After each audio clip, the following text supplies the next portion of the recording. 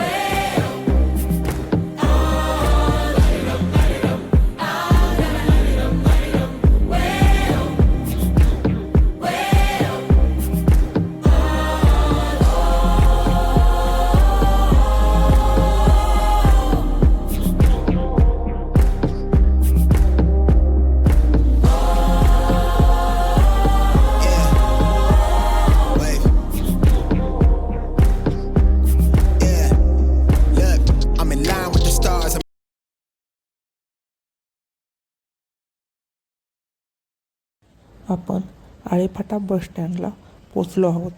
आपण आळेफाटा बस स्टँडचा परिसर आत्ता पाहू शकता.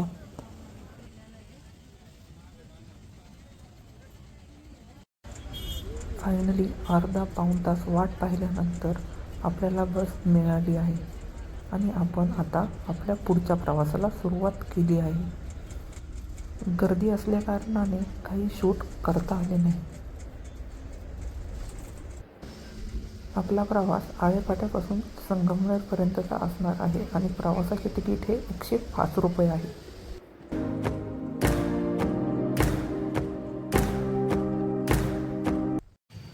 फायनली आपण संगमनेरला पोहोचलो आहोत. आता इथून आपल्याला आपल्या रूमकडे जाण्यासाठी रिक्षा पकडावी लागेल. आता आपण रिक्षामध्ये बसलो आहोत. 3.5 ते 4 तासांच्या अथक परिश्रमानंतर आपण संगमनेरला पोहोचलो आहोत आणि आता आपण आपल्या रूमच्या दिशेने चाललो आहोत. हा व्हिडिओ आपण इथेच संपवूया. आवडला असेल तर नक्की लाईक, शेअर आणि कमेंट करा. भेटूयात पुढच्या व्हिडिओमध्ये. धन्यवाद.